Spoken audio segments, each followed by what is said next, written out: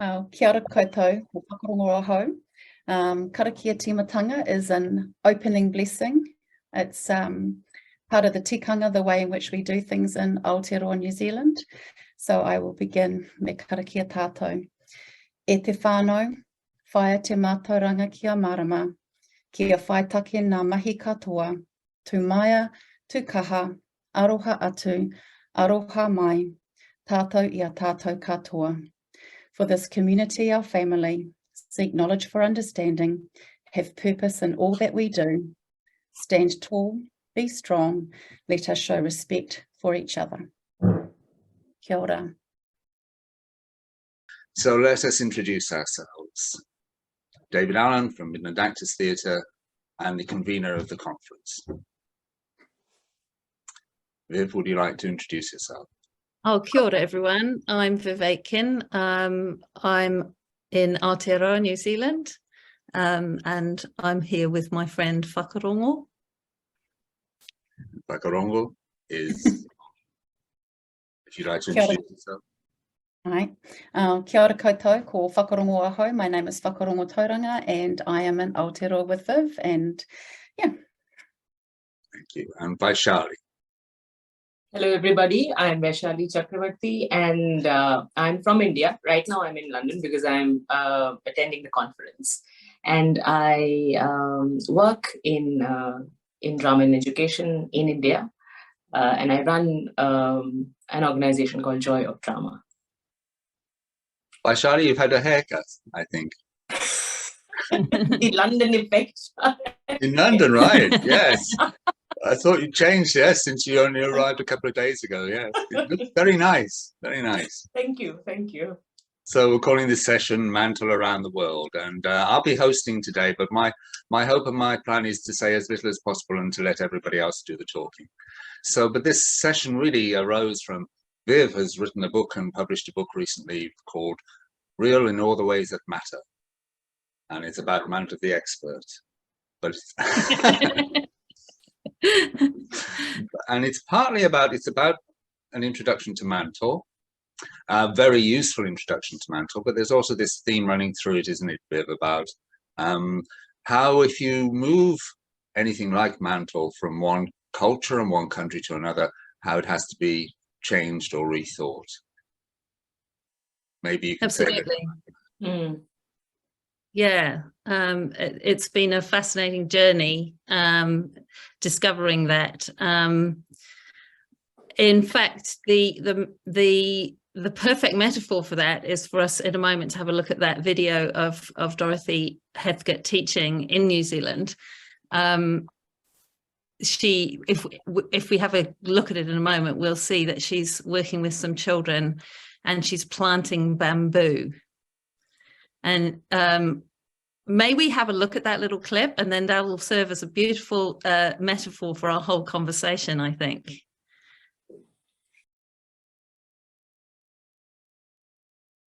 We are going to plant the bamboo. The bamboo that will keep the wind off the vegetable garden, the flower garden and the vines. And in planting the bamboo, we're going to do a perfect, thorough job. Right? Right. You see the bamboo? It's not very tall. Right? See the root system? Every one of those roots has to be laid in the ground to get the maximum amount of ground space. Is that understood? Yes. Every one of those leaves has to be put in undamaged.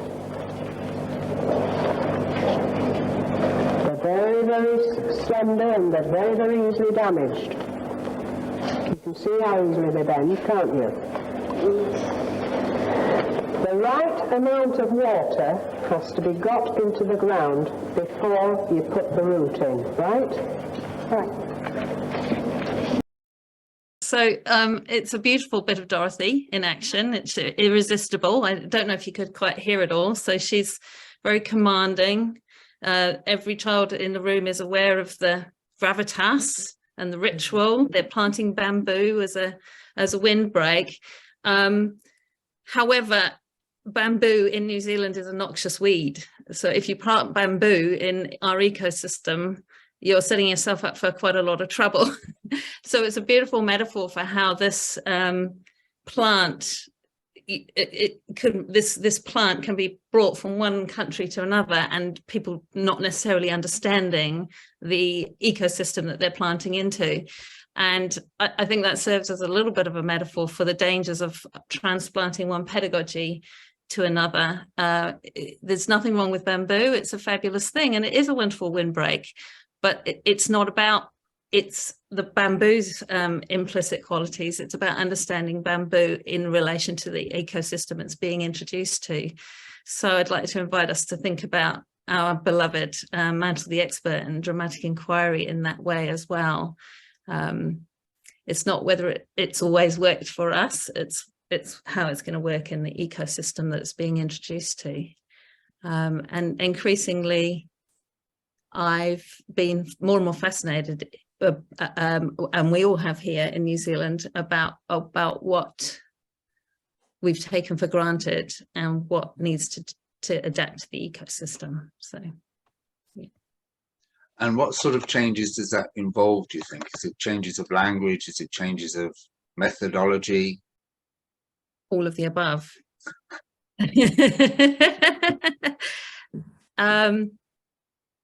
Well, if I continue with this metaphor, when I first started when I first started gardening in New Zealand, I planted lots of things like bamboo and Mexican daisies and things that grew really well in my English garden.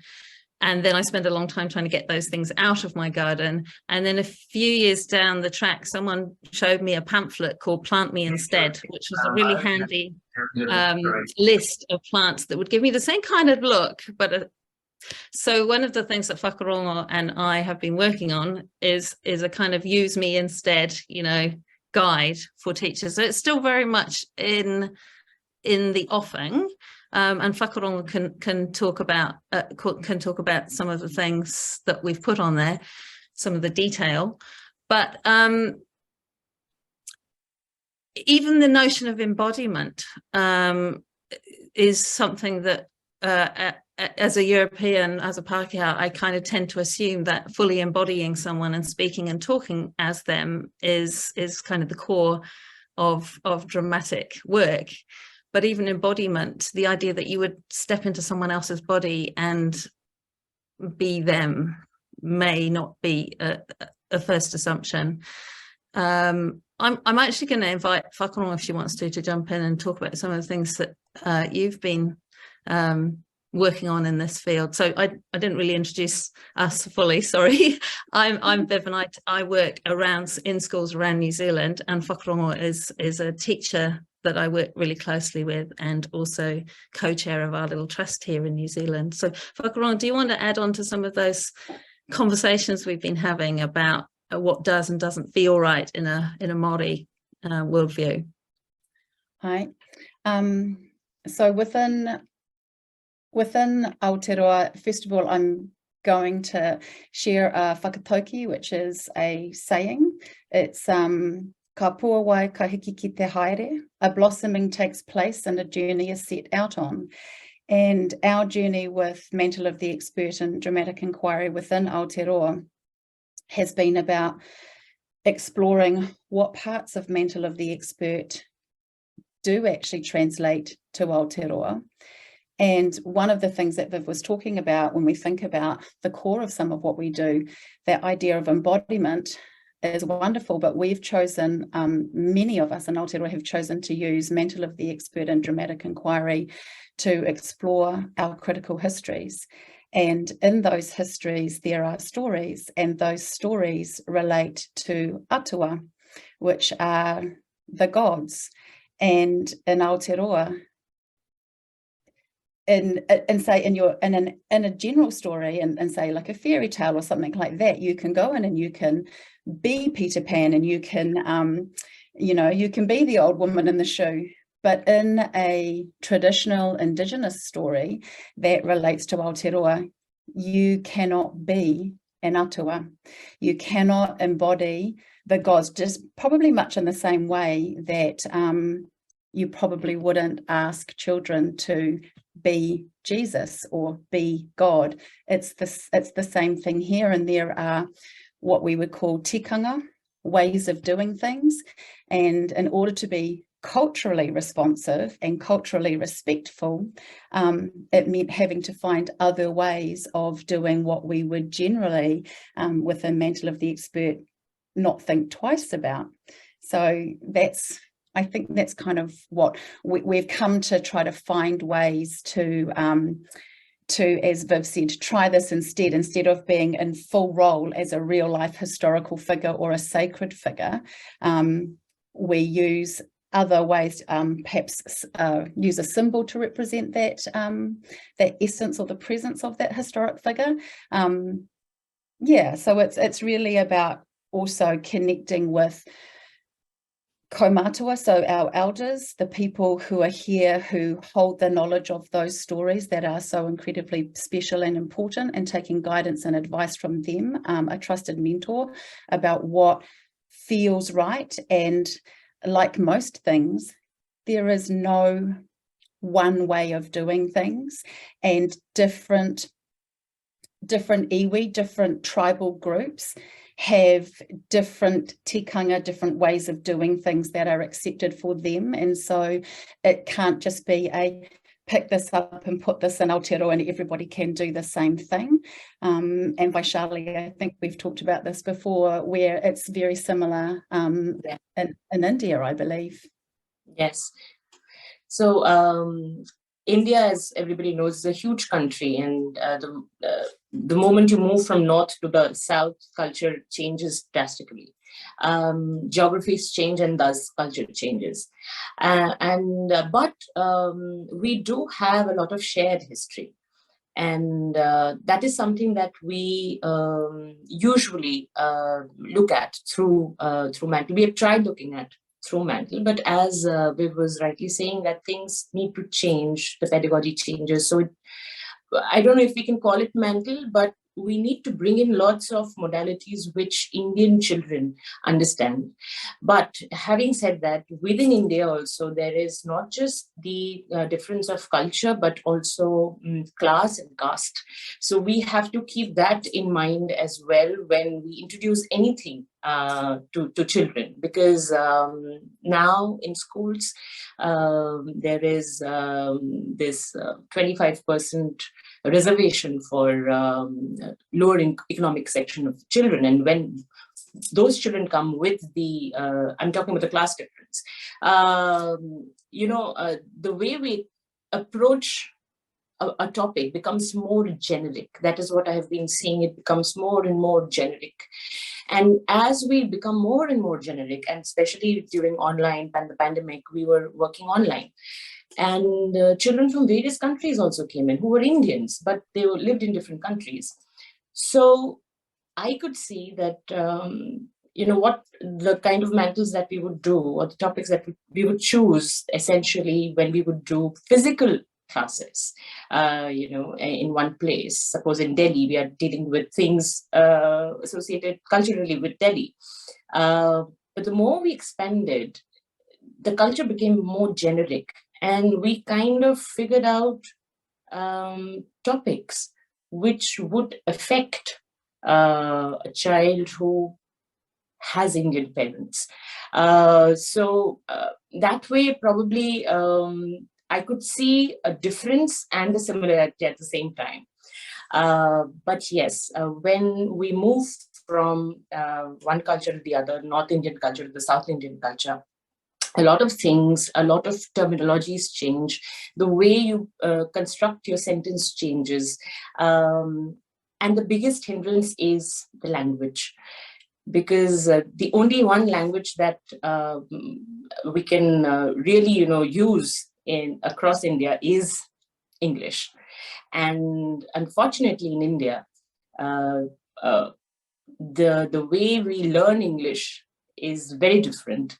And we tend to translate whatever we are saying in our own language into the English language. So if I use the same language in Delhi, and if I'm using the same sentence out in Hyderabad or in Chennai, which is south of India, they might just understand it differently. So the hindrances are not just in the content, but the way it is being delivered.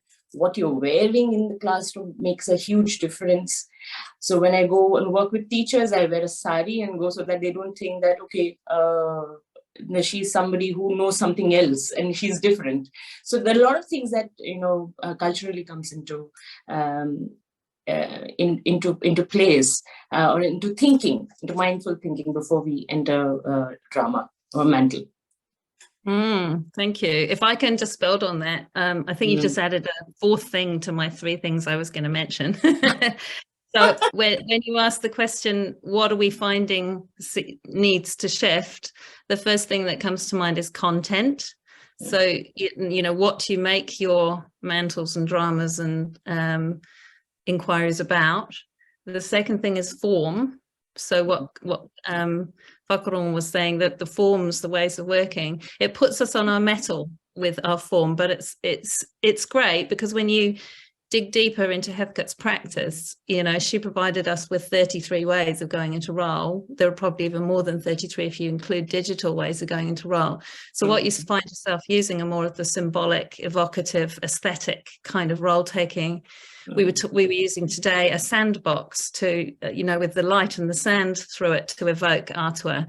That's still a way of bringing Aotearoa into the room, but it's not embodying them. So you start finding yourself moving down Heathcote's list of 33 ways of being in role and perhaps evoking the god of the wind through a piece of material moving and the words that he's speaking. So you can still be a teacher in role. It's just you've got to be classier about it.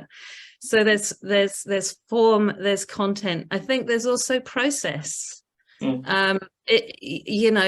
go around making dramas about people's stories without their input. Don't go presenting on how you be culturally responsive without inviting people into the room who've got those worldviews. So form, content, and process are important, I think. So that's about working in partnership, and having people at the table who it's story sovereignty, isn't it?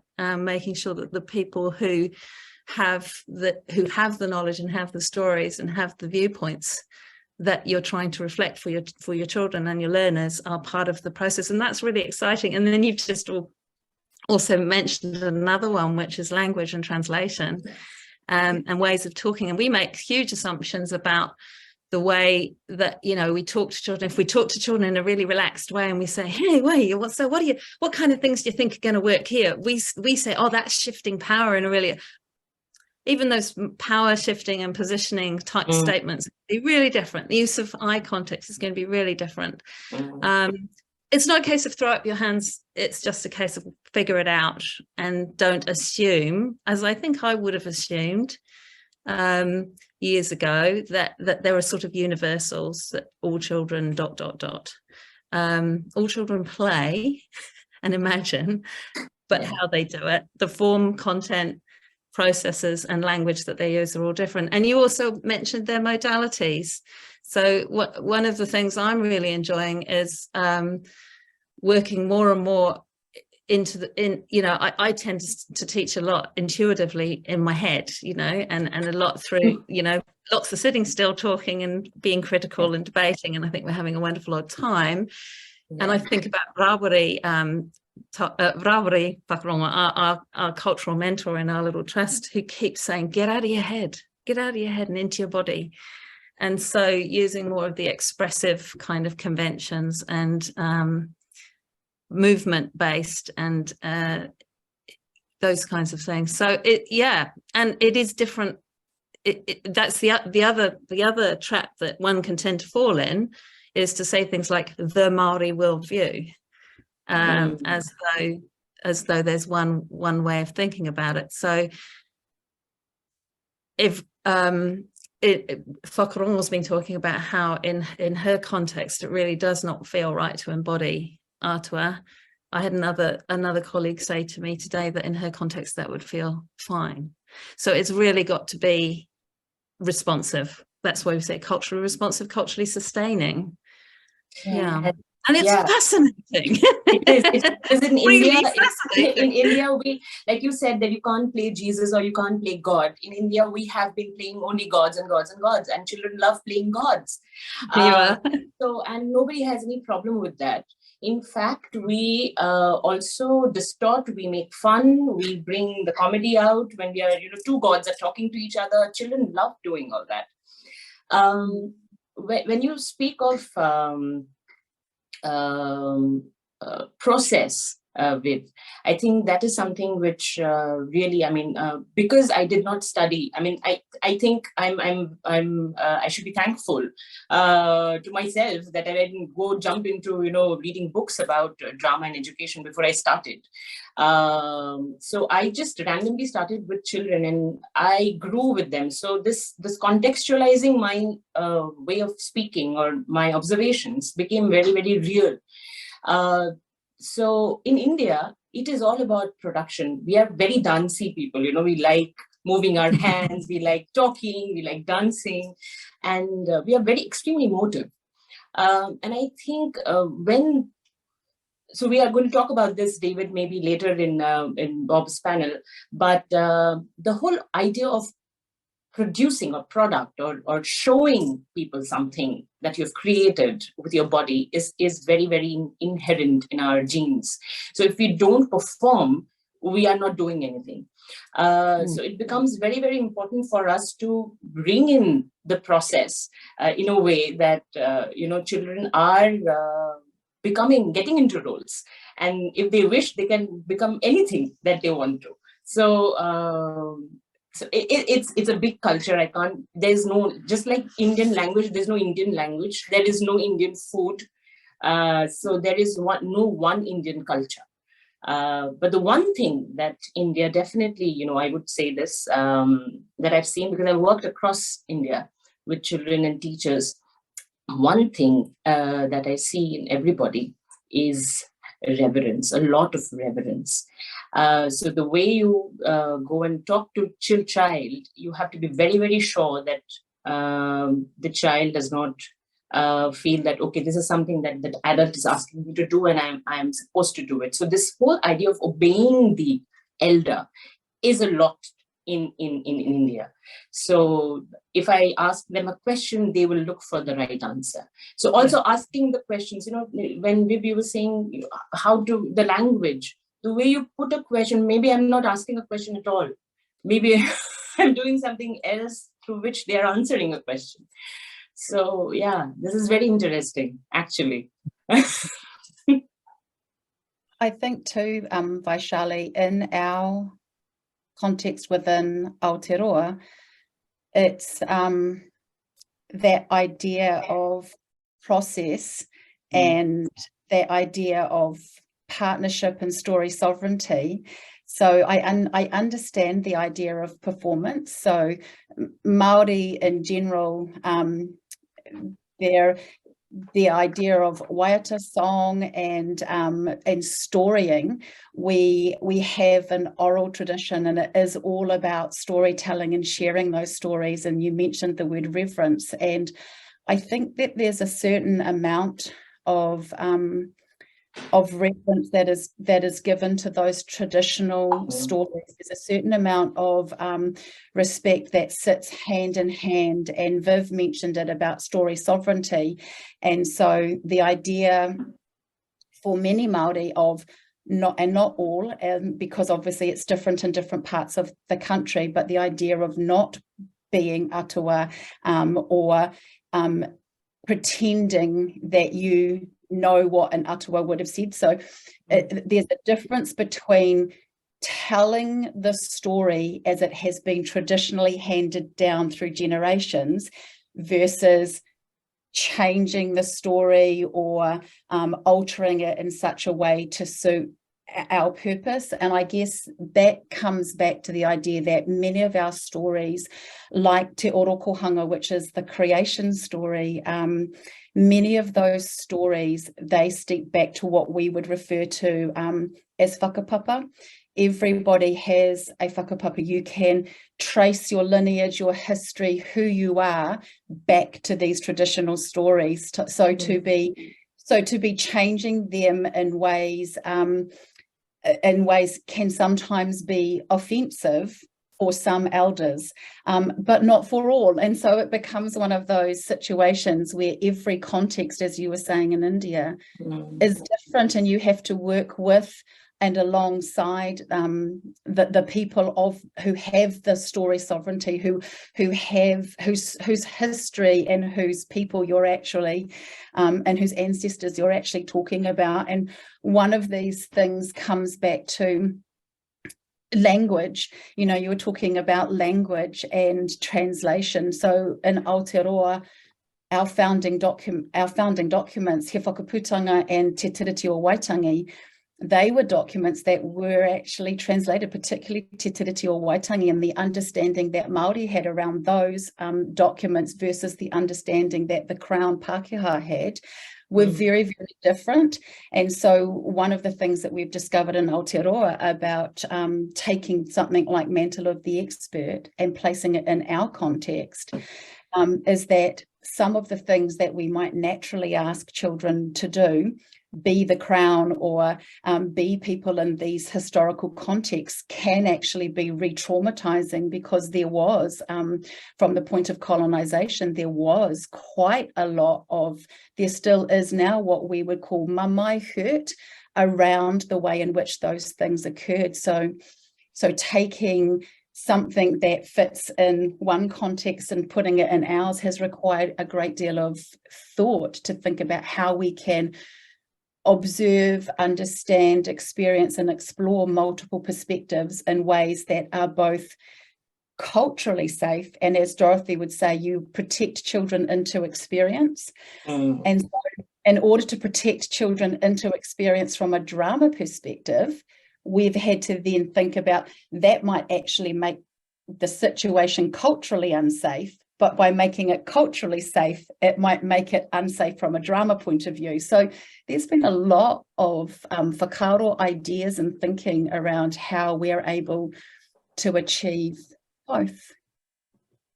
So one of my responses to this, working with my colleague Tim Taylor, has been to, and in partnership with a Māori historian here in Aotearoa, Mantle Warbrick, is that we, so a little bit of context first is, believe it or not, rest of the world, Aotearoa, New Zealand has only just made it a requirement to teach New Zealand history this year. How about that as an idea? So there's a whole lot of new teaching of histories and traditional stories that's suddenly expected of our teachers, and enthusiastic rushing in some cases with drama, and that is problematic. We've already had a teacher, she doesn't mind me telling the story, who went into full role as Queen Victoria and asked the children to be missionaries and tell her all the terrible things about Māori, and this was Māori children that she was asking to do it. So very re-traumatizing for the children. So one of my responses and my responsibilities, I feel, is with teachers that I've supported to use Mantle and dramatic inquiry, is to come up with sort of short sequences that have protections built in.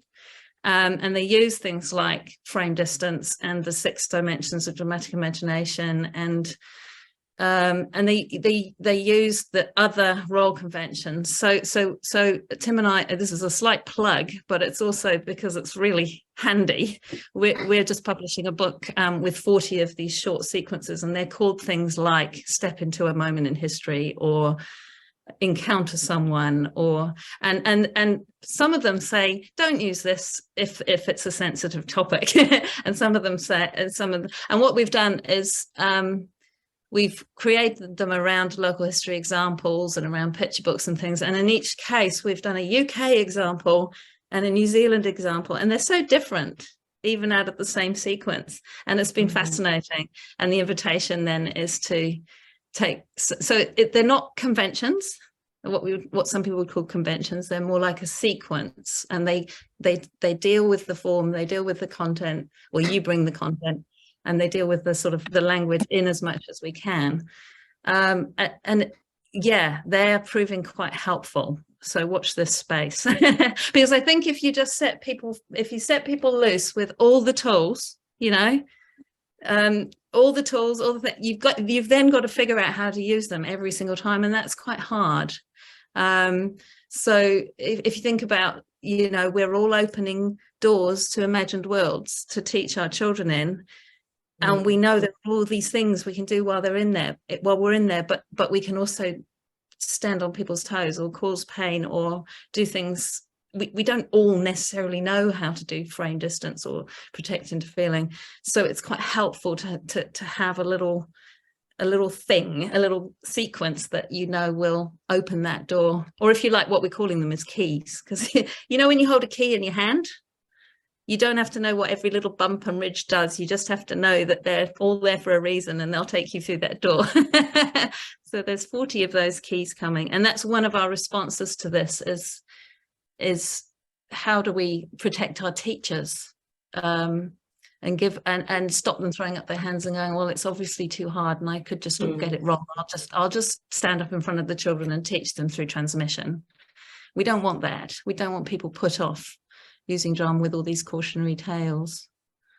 So yeah.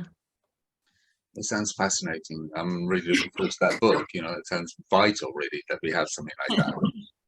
I mean, I'm just aware of the whole question of language with Dorothy anyway, because, you know, I've worked with partners in Poland, in Turkey, and so there's been this question of how you translate Dorothy's terms, because it's not just about it's the fact that it's English centric, it's Dorothy centric. She has her own way of speaking, because I've been involved with, we've been translating pages from the website mantlenetwork.com into Polish, and when it's something that I've written, there's no problem. But when it comes to Dorothy, it's like, okay, I know what Dorothy means because I've been immersed in her language and I've spoken to her, and so I've got the ear for it.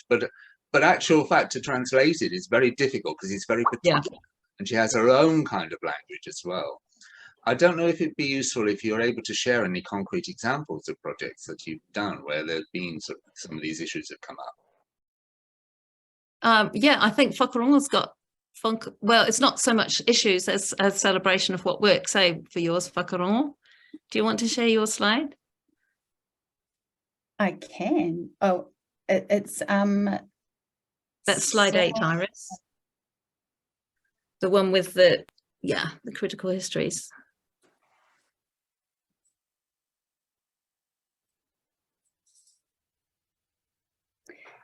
So this is just a series of images and pictures from mantles that we've done at our school, Knighton Normal School in Kirikiriroa, Hamilton, in Aotearoa in the North Island of New Zealand.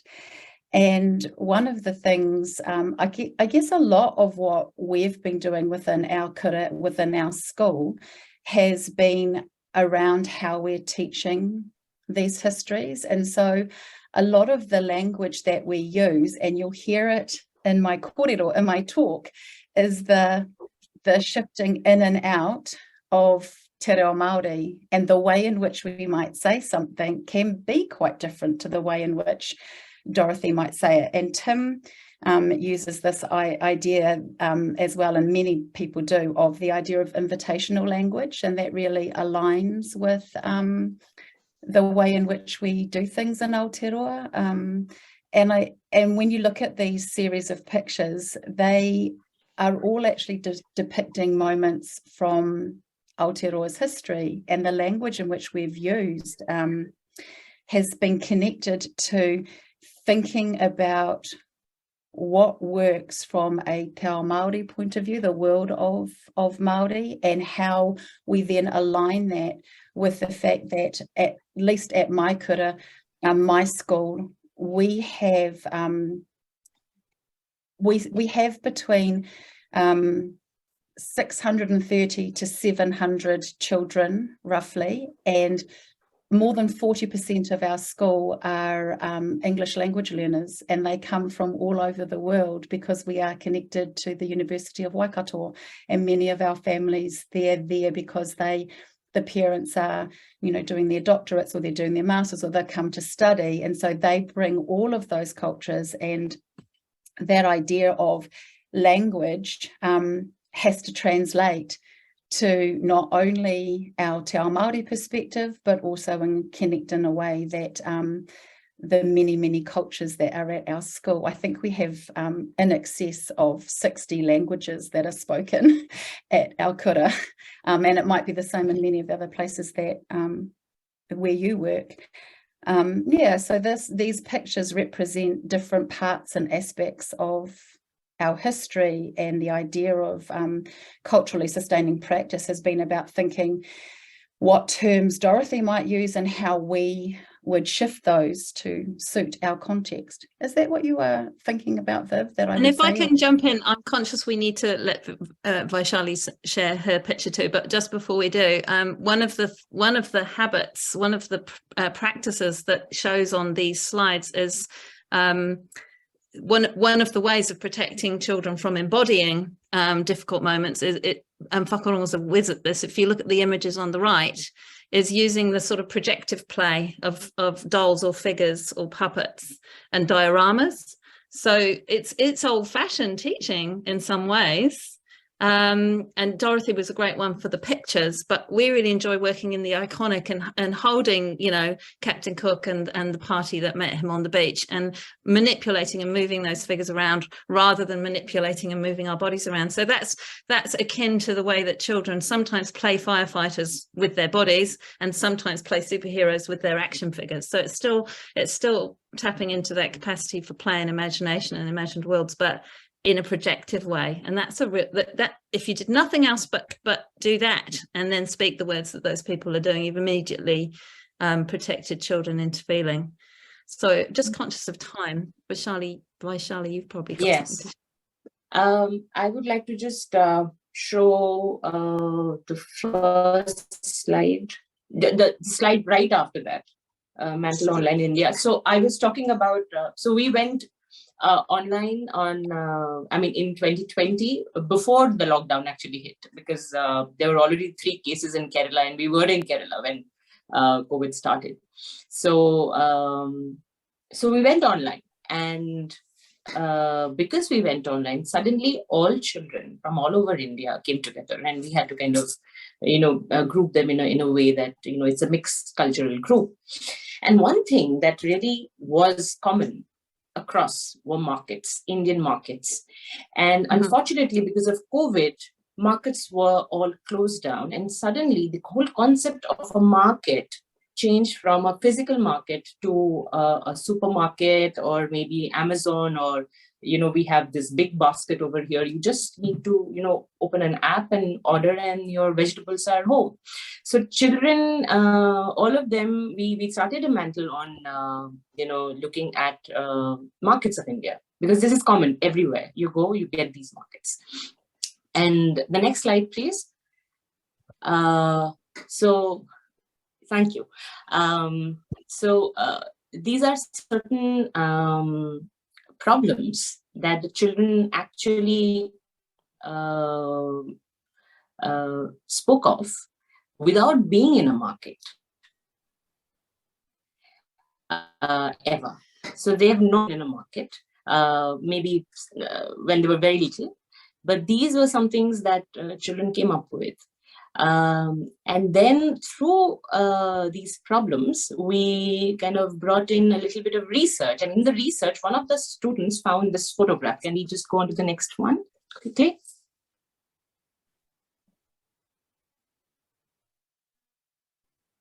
This, the trash, aftermarket. After the market is over. Is everybody there? Hello? Yeah, you can see. Okay. Is it lagging? Yes, we're losing a bit of your sound, Vaishali, but it's okay. Yeah. So carry on. Yeah. We're okay now. So thank you. I mean, I think this is the end of what I wanted to show you. But what I want to tell through this is that, thank you, Iris. Yeah. So what I wanted to kind of bring to notice, and this is by my colleague Vishaka, who has done this Mantle online with children, and they are all 7, 8-year-olds who have done this. So when they went into lockdown, they were just 5, or maybe 4.5, and parents don't usually take such little children to markets. But then when we showed them and they went on to do their own research after the lockdown was over, they went out, they asked their parents to take them to a market. They came back with this whole idea of this general cultural thing that people are throwing trash everywhere. And then they built, then we build the Mantle from there. So what happens, we start with something which is very local, and suddenly it expands to becoming very, very universal. And the children drive it in a way. So at times I find it, I'm sure many of us over here also find it difficult to kind of bring them back, because they have somehow taken it along with them. Now there comes the language that you were talking about, that there are certain things that are amazing what Dorothy says, but the kind of command that she has over her own language and the way she pulls children into her way of, her space, at times it becomes a little difficult when you're working, when you're working in a context where children are coming from different cultures and they're bringing in their different ideas in context with the words that are being spoken. So market was something which was common to everybody. And similarly, beach was something which is common to all the South Indians more than the North Indians. So we did a beach project also with our children over here. But yeah, with what you were talking about, those miniatures of that you can use as embodiment of what you're thinking, that is something that we have also used, but it's just on a very experimental level. But now that you're saying it, I think we're doing it right. It has always been, David knows, it has always been like, I come and I join the dots. Like, okay, fine. It's going great then. Just a reminder to everyone, if you have questions, put them in the chat. We can open up in a few minutes maybe to some comments and questions. I don't know, Yona, you might have some thoughts you want to come in on. So, Thomas, are there any questions so far in the chat? Anything we should be responding to? No, I can't see any questions. There was one concerning the book, but Viv has already responded. So that's it for the time being. Thank you, Thomas. If anyone wants got questions, please put them in the chat. Yona, have you got any thoughts on what you've been hearing? Can I bring you in? Thoughts, right. No, I was just thinking, really, that everything you're saying is about, I think, maybe in the UK certainly, it's about a shift in how we work with children, really, generally, and I think it's about listening and reading your group and all those things that Dorothy always promoted, really. And I think that's what's being highlighted here, really, when people aren't culturally sensitive or aren't listening to what's going on and aren't aware. And I really liked what Viv said about, you can't make assumptions.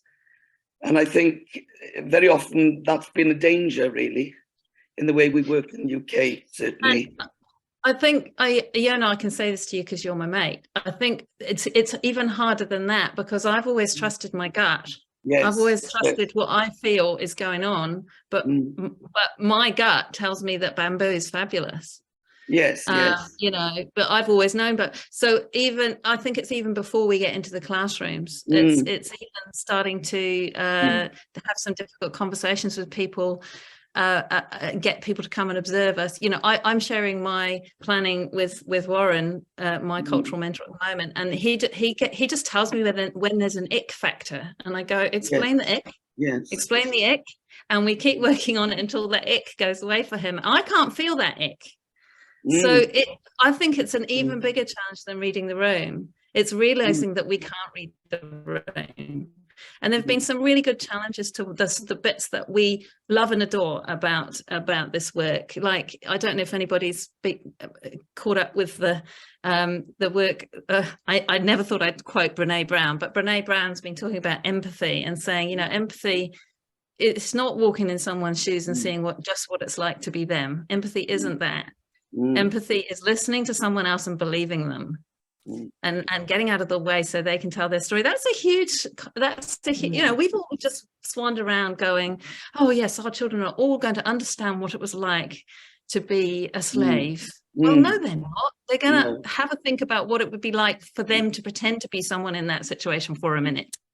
So we've got to scale back a lot of our kind of assumptions and our big claims for this thing we're in love with. You know, I had an interesting conversation the other day with some teachers in America. You know, they can't represent Rosa Parks sitting on that bench seat at the back of the bus in a class full of Black children. They just can't do that anymore. So it's deep stuff. It's about embodiment, representation, gender, a whole lot of really complicated things that really take us to task and put us on our mettle with our work. And we've all been guilty of kind of just, it feels so great from here that we think it must be great for the kids. If you go back to that clip and watch those Pacifica and Māori children, they are not getting the same out of it as the white children in that classroom. They don't know what bamboo is, some of them. They've got this kind of big lady in the room who, you know, it's very interesting to do a cultural read on some of those beautiful videos and not dismiss what's happening, but say, yes, and it's complicated. And yes, we've got to actually use different things to judge success on. And we are not the best judges of that if we're not in the cultures that we're trying to serve and teach. Well, I think you're absolutely right. And I think it's very much about that shift in position of teachers and children. I think it's about building relationships with our colleagues. And, you know, I think one of the difficult things is that very often teachers are just one teacher in a classroom, you know, with a classroom assistant. And to have this collaboration that you're talking about is what is needed, because I think we're so isolated and we tend to be, well, in the UK, I can only talk about the UK really, is that people are following curriculum and, you know, this is what we have to cover, and they're more concerned about the content rather than the implications for the children. So I think, you know, I think there's all these, and they're all very complex. I agree, you know, can't just, I mean, in Wales, of course, now it's very different because they are opening up and they've actually, you know, they're actually have a much more open curriculum and they're much more concerned about these things and involving a more, you know, child-centered, if you like, and that's old-fashioned, but involving children in. I think a lot of it's to do with relationships and building relationships. I think that's key to everything you're saying, because if you've got the right relationships with your students and your children, a lot of these things that, you know, you might feel comfortable about, they don't. They do come to the surface. They can be shared. You know, I think I'm not doing that. I think the idea of, if you like, in your classroom, you know. Viv's idea of the ick moment, I like this because, as you know, Viv, I've been working recently doing a course for teachers who are mostly in India, and I'm sure that there, from time to time, there must be an ick moment because I'm not aware that I may be saying something that is insensitive or whatever. So Vaishali, in future, you have to be the one to say, David, that was an ick moment there. You need to rethink that. If you haven't got somebody who's doing that. No, I mean, frankly speaking, we haven't got an ick moment yet with you, David. But dude, when one comes up, tell me, Vaishali, yeah? But I think also when we go back to process and so it's you know, it's not getting to the stage where we're putting things in front of people with an ick in it. So we're getting into partnership with colleagues as we're doing our planning, as we're writing our books, as we're planning our teacher training programs. It's about co-governance and co-planning of courses and materials, and we're getting better at that in New Zealand. You just wouldn't write something about a local story without someone else at the table. Whakarongo, did you want to say something on that? Yeah, I was just thinking about what you were saying, Iona, and you talked about relationships. So in Aotearoa, and I was just looking at the chat, and somebody has sort of question, I think it was Roberta, said, how do we end up, not being able to put important topics on the table because we're avoiding the cultural clash? But here in Aotearoa, one of the things we talk about is what we refer to as mana whenua engagement. So when you're talking about ideas around culturally sensitive material, the relationship is not only built with the relationship that the kaiako or the teacher has with the children, but it's also the relationship that you have with your community. So we're working to find ways, and because our Aotearoa New Zealand Histories curriculum has only just recently been released, oddly enough, has only just recently been released, there are a number of kaiako across our country who are saying, okay, well, I want to teach that, but how do I do that and not be culturally insensitive? How do I know what I can teach and what I can't teach? And that's where that idea of relationship comes in, Iona, that you have to actually know your community, and you have to, like Viv is doing with Warren and Virginia, checking for those ick moments and going, okay, how do I present this information where we are looking at the information, trying to find what we would call the enduring understandings, those things that are true without judgment, that we're looking at, that we're saying, here are some things that happened in this time. We're looking at it from this perspective, and now we're going to have a look at it from this perspective over here, and we're going to see if we can work out how these things that happened in the past may or may not still have an impact today, and many of them do and some don't. So it's really about making sure that the relationships that you have with the people in your community are actually really strong, so that when you are teaching these culturally sensitive ideas, you've got people around you who are helping to mentor and guide you in that aspect. And that's something that teachers in Aotearoa are really finding that they're having to think about how they build those relationships with their community, not just within their school setting. So to respond to Roberta's statement, don't we end up not being able to put important topics on the table because we just expand the we make more people into that we. If you feel that you're part of a we that can't do things, get some people along who are part of the we who can help you do that. And yes, if it means that we avoid some things until we've got a bit of security about them, that's possibly a good thing. But yeah, I do think I think it's like I come back to form, content, whatever those other things I said. I think process is just as important. I really think process and what the way we are creating teams of people and doing things and resources. Yeah, and what you were talking about, protecting the teachers, I think that is very, very important, because that ick moment will first happen it happens in the teacher's mind, and then a mirror comes in front of her, and then she can see things which she believes and she does not want to believe at the same time. So there are these instances which teachers themselves also realize what they have been doing for the longest time, and maybe because of the sheer lack of support or protection, they don't want to take that step ahead. So I think helping the teachers is the first, I think it's the priority before we even plan a lesson. Because they themselves, especially in India, I'm talking about, teachers in India become teachers because most of them become teachers because that's a good, respectable job to have for a wife. So the culture is such. You don't become a teacher usually because you want to teach, because you can teach or you are qualified as a teacher. You take a qualification because you need a job. So the whole system over here is very, very different. And now when we are opening up such sensitive, incredibly sensitive topics or talking about them, that kind of questions their own, it becomes an existential question for them at times. So I think protection and getting people on board like you have done, Viv, and Whakarongo you're doing, I think that's a great idea. And we have been doing that for some time now. Because as children are culturally different, teachers are also culturally different. So, so I think that's a great point. Thank you, Viv.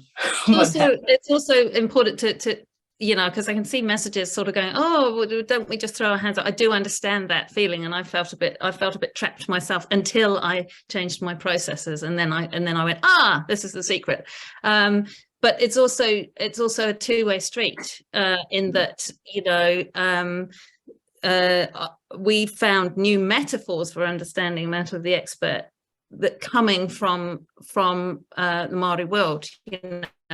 So there are lovely metaphors of weaving and creating korowai, the mantles, the literal mantles that are made in Māori culture, and it like Dorothy didn't know about those as far as we know, but the metaphor's so perfect, so it enriches. It's a two-way street. Our work is being enriched, so it's not like we're going, oh gosh, our beautiful work is being sullied by all this difficult stuff we're having to do for the. It's a beautiful flow. It's a growth. And the other thing is, again, I hear Rawari's voice in my ear, our cultural mentor. He just says people will let you know, and then you learn. So when someone says that doesn't feel right, you go, thank you. You don't go, oh, cringe, I must wring my hands and feel terrible. You go, right, I learned something there, and that's how you grow.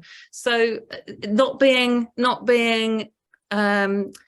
you know, frozen in white fragility, realizing that what you're doing is you're going on a journey of discovering how this thing that you're really in love with, this way of teaching, interacts with the cultures in the room, and being open to shifting and learning, and not being too fragile about that. I think is I'm speaking as a Pākehā in this, as a European in this. And realize that every time you go, I might have got something, oh, ouch, that hurt a little bit. That's exactly where people of colour every single day dealing with, I might not be getting this right. I'm being told I'm out of place. I'm, you know, so that we're just sharing that experience. We're going to have to wrap up there. That's a good note to end on. It's a fascinating topic, though. We have to return to it and make it, you know, a big focus of next year's conference as well. And thank you to Whakarongo, to Vaishali, and Viv, to you and Diona and everyone who's joined in. I mean, I just think that a lot of it you can keep going back to Dorothy in terms of what she said about protecting children into it, but protecting the teachers into it as well. And what's coming through a lot to me as well is the whole question of stewardship. Stewardship of our planet, stewardship of the world, stewardship of each other. And that would include everybody's cultures as well. So I think Dorothy would listen in and would say, yes, that's really important what we're talking about here. All right, so we will close with what's known as karakia whakamutunga. The purpose of this blessing is to just clear our pathway and allow everyone to journey safely back to their spaces or their lounges or wherever they may happen to be. So, me karakia tātou, kua mutu a mātou mahi mō tēnei wā, manakitia mai mātou katoa o mātou whānau, ai ki te aorangi. Our work has finished for the moment. Bless us all, our colleagues, our families. Peace to the universe. Kia ora koutou. Kia ora, Whakarongo. How lovely to use our one in this international chat. That's really great.